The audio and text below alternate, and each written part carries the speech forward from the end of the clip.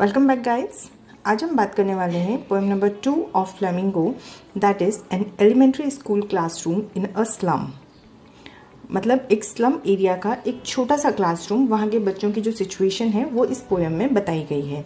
And the poet is Stephen Spender. सबसे पहले हम बात करते हैं about Stephen Spender. Stephen Spender एक इंग्लिश एसेइस्ट भी थे और उनका मेजर इंटरेस्ट जो था वो पॉलिटिक्स में था, और यही एक रीज़न था कि उन्होंने अपने आप को सोशलिस्ट डिक्लेयर किया था। उनका जो मेन एरिया ऑफ कंसंट्रेशन होता था दैट वाज सोशल इश्यूज़। कहीं भी अगर कोई स्ट्रगल है, कोई भी डिस्क्रिमिनेशन है, कहीं भी कोई इनजस्टिस है, तो वही उनके जो कंपोजिशन है उनकी थीम होती थी। Okay, that was about the poet. Now poem. अब पोएम किस बारे में बात कर रही है? इसमें स्टीफन जो है वो हमें उन बच्चों की कंडीशन बता रहे हैं जो कि स्लम एरिया के एक क्लासरूम में बैठे हुए हैं। उन बच्चों की जो कंडीशन है वो उसकी तरफ हमारा ध्यान ले जाना चाहते हैं, एंड ही वांट्स कि उन बच्चों की थोड़ी सी केयर की जाए, सो दैट वो जो बच्चे हैं they turn out to be the good citizens rather than criminal, thief और any other bad quality. Okay, now we will start with stanza 1. You can see stanza 1. Stanza 1 शुरू हो रहा है, far far from gusty waves these children faces like rootless weeds, the hair torn round their pallor. मतलब फार फार 2 बार जो use हुआ है वो हमें ये बता रहा है कि जो सिटी लाइट है और जो शहर की चमक और जो हवाएं हैं उनसे बहुत दूर ये जो बच्चे हैं ये एक स्लम एरिया के क्लासरूम में बैठे हुए हैं, और उनके जो फेसेस हैं वो बहुत ज़्यादा डल है और उनके बाल बिल्कुल भी बने हुए नहीं हैं। और उनकी कंडीशन को देख के पोएट ये बोलते हैं कि they are like rootless weeds. Rootless weeds मतलब वीड्स वो होते हैं जो अनवांटेड प्लांट होते हैं जो अपने आप ग्रो कर रहे हैं। तो इनकी भी कंडीशन कुछ ऐसी ही है कि they are not taken good care of, not at all taken care of, और ये अपने आप बस ग्रो किए जा रहे हैं। So that is why poet compare them to rootless weeds. उसके बाद में वहाँ बैठे बच्चों में एक टॉल गर्ल है जो अपना हेड डाउन करके बैठी हुई है, एंड पोएट सेज कि हो सकता है वो अपनी पॉवर्टी के बर्डन की वजह से हेड डाउन करके बैठी है, या फिर वो बहुत ज़्यादा टायर्ड है। फिर एक पेपर सीमिंग, एक बहुत ही पतला सा लड़का है, और उसका कंपैरिजन पोएट ने पेपर से किया है कि वो इतना ज़्यादा पतला है कि ही अज्यूम कि लाइक अ पेपर जितना पतला होता है। एंड लेकिन वो जो लड़का है उसकी आँखों में, मतलब जो उसकी आँखें हैं उसमें बहुत ग्रीड है, because he want to achieve everything, इसलिए उसकी आँखों का कंपैरिजन पोएट ने किया है विथ रैट्स आई। उसके बाद में वो एक अनलकी हेयर के बारे में बात करते हैं जिसे बीमारियां उसके फादर से विरासत में मिली हुई है। उसे बीमारी है ट्विस्टेड बॉन्स की। ट्विस्टेड मतलब उसके बॉडी में कुछ गठाने पड़ी हुई है। फिर एक है जो पोएम रिसाइट कर रहा है, अपने डेस्क पर बैठकर अपना लेसन पढ़ रहा है, और ये सारे बच्चे ऐसे हैं जिन्हें अपने पेरेंट्स से अगर विरासत में कुछ मिला है तो वो मिली है गरीबी या फिर बीमारियाँ। देन इन सब बच्चों के बीच में एक बच्चा ऐसा भी है जिसे किसी ने नोट नहीं किया है, जो सबके नोटिस से अलग है, बहुत स्वीट सा, बहुत यंग सा, और उसकी आंखों में चमक है, उसकी आंखों में सपने हैं, लेकिन उसका ध्यान क्लास में बिल्कुल भी नहीं है। उसका ध्यान कहाँ पर है? उसका ध्यान है बाहर, जो गिलहरियाँ खेल रही हैं। स्क्वेडल्स मतलब गिलहरी होता है, तो बाहर ट्री हाउस में जो गिलहरियाँ खेल रही है वो उसमें मोर ज़्यादा इंटरेस्टेड लग रहा है rather then in the class. अब हम बात करते हैं about the words used in stanza. जो नए वर्ड्स आपने स्टेंजा में देखे हैं, पहला है gusty waves which means breezy winds, pallor dull और pale, stunted grown, not fully grown, malnutritious, gnarled, noted, rough, weeds, unwanted plants grown on their own, paper seeming boy, a very thin boy, here मतलब successor, the next generation. अब literary device जो stanza 1 में poet ने use किए, literary device, पहला literary device है simile, simile में comparison होता है, तो यहाँ पे जो पोएट है उन्होंने बच्चों का कंपैरिजन किया है रूटलेस वीड से। सेकंड है मेटाफॉर। मेटाफॉर दो बहुत ही अनएक्सपेक्टेड और डिफरेंट चीज़ों को कंपेयर करता है, जैसे उन्होंने बॉय को कंपेयर किया है विथ थिन पेपर। और रिपीटेशन, फर्स्ट लाइन में फार फार 2 बार यूज़ किया गया है और उसके यूज़ होने का पर्पस है it is stressing upon the distance between the slum, the school of children and the city. Okay, let's move to stanza 2। Stanza 2 आपके सामने है। इसमें जो पोएट हैं वो डिफाइन कर रहे हैं उस क्लासरूम की वॉल्स कैसी हैं। उस क्लासरूम की जो वॉल्स है वो सोर क्रीम वॉल्स है, मतलब क्रीम कलर जो कि बहुत ज़्यादा डल हो चुका है, बहुत ही अनप्लीजेंट लग रहा है। और उस वॉल के ऊपर कुछ पिक्चर्स लगे हुए हैं जो शायद कुछ लोगों ने वहाँ डोनेट किए होंगे। उन पिक्चर्स में शेक्सपियर है, उन पिक्चर्स में कुछ फ्लावरी पिक्चर्स हैं, कुछ पोस्टर्स हैं और एक वर्ल्ड मैप है। और जो शेक्सपियर का पिक्चर है उसमें जो शेक्सपियर का बेल्ट हेड है, मतलब जो सर है उनका, वो कुछ इस तरह से चमक रहा है जैसे सिटी के पीछे जो उगता हुआ सूरज दिखता है वो कुछ उस तरह से चमकता हुआ दिख रहा है। फिर उसके बाद में एक वर्ल्ड मैप है जो बहुत सारी चीज़ों को डिनोट कर रहा है, सिटीज़ के लिंक डिनोट कर रहा है, शो कर रहा है। लेकिन इन बच्चों के लिए ये सारी की सारी चीज़ें बिल्कुल यूजलेस है, क्योंकि जब वो अपनी विंडोज़ के बाहर दिखते हैं, मतलब जिस क्लासरूम में वो बैठे हैं, जब वो उस विंडो के बाहर देखते हैं तो उन्हें ना मैप के जैसा कुछ ब्यूटीफुल दिखता है, ना कुछ फ्लावरी दिखता है और ना ही कुछ अट्रैक्टिव दिखता है। अगर उन्हें कुछ दिखता है तो उन्हें सिर्फ और सिर्फ वो पॉवर्टी दिखती है जिसमें वो ग्रो कर रहे हैं, और उन्हें ये दिखता है कि उनका जो फ्यूचर है वो एकदम फॉगी है, उसमें कुछ भी क्लियर नहीं है, वो डार्क है।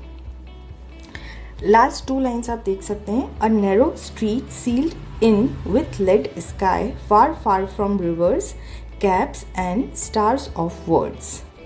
यहाँ पे पोएट ने एक बहुत इम्पॉर्टेंट बात कही है।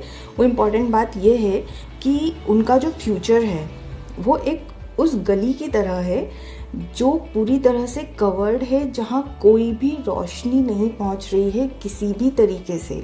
वो पूरी ब्यूटी से और पूरे नॉलेज से कम्प्लीटली दूर है। और इससे वो ये बताना चाहते हैं कि उन बच्चों के फ्यूचर के लिए, ब्राइट फ्यूचर के लिए कोई भी स्कोप अवेलेबल नहीं है, और जो नॉलेज और एजुकेशन की लाइट पोएट वहाँ पहुँचाना चाहते हैं वो शायद उनके लिए कभी भी पॉसिबल नहीं होगा।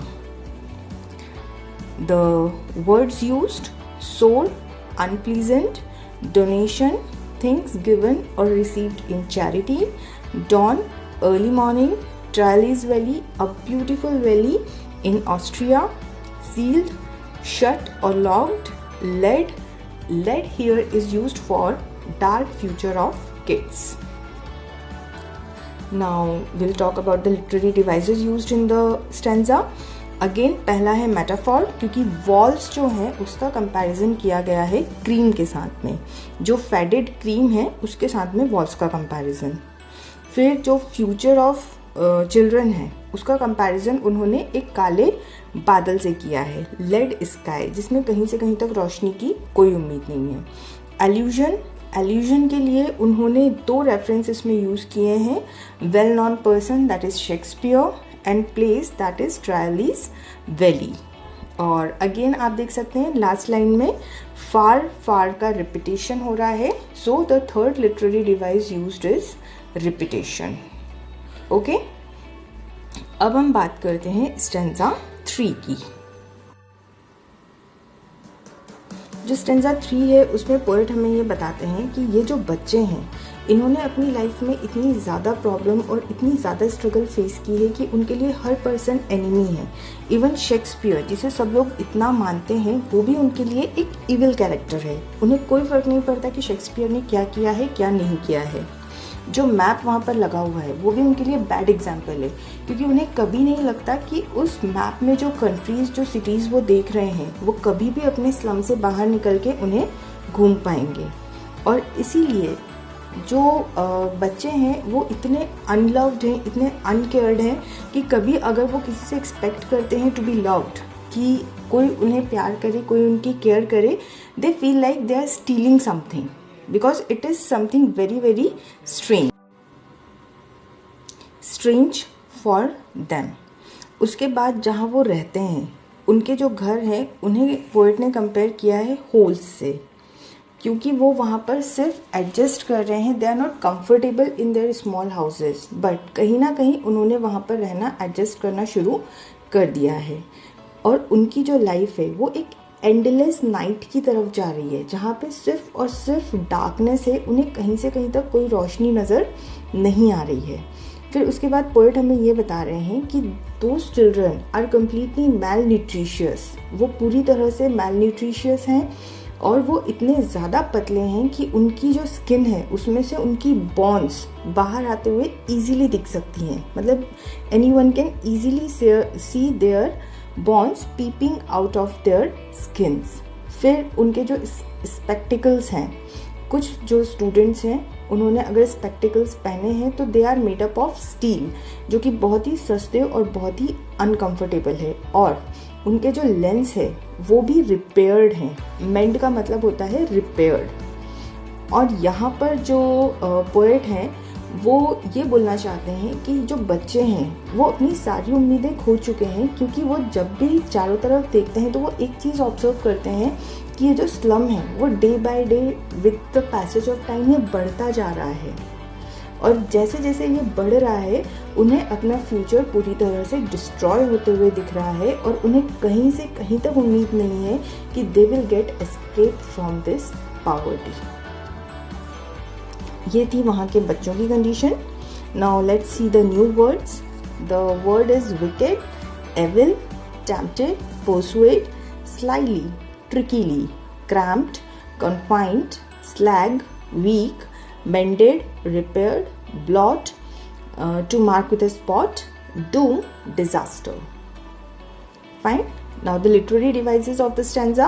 इसमें दो literary devices यूज हुई हैं। पहली है metaphor, जहाँ पे घरों को छोटे छोटे छेदों से कंपेयर किया गया है, compared with the holes, and दो जो सिमिली है, मतलब उनके जो repaired spectacles है उनको स्टोन से कंपेयर किया गया है। Okay, now let's move to the stanza 4।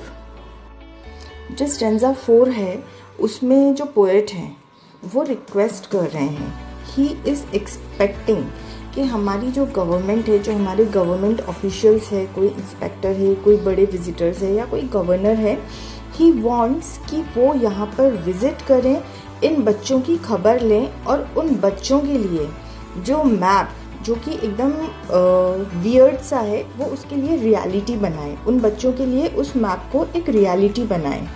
और सबसे बड़ी चीज़ कि उनकी जो पॉवर्टी है वो उनके लिए एक कैटाकॉम्ब की तरह है कि वो उन्हें आगे नहीं बढ़ने दे रही, तो कम से कम वो उस पॉवर्टी को दूर करें और उनके लिए जो रिसोर्सेज अवेलेबल नहीं हो पा रहे हैं उन रिसोर्सेज को अवेलेबल करवाएं, उनके लिए रास्ते खोलें ग्रीन फील्ड्स में जाने के लिए, सो दैट वो सैंड पर जा सकें, वो नीले आसमान में खुलकर घूम सकें।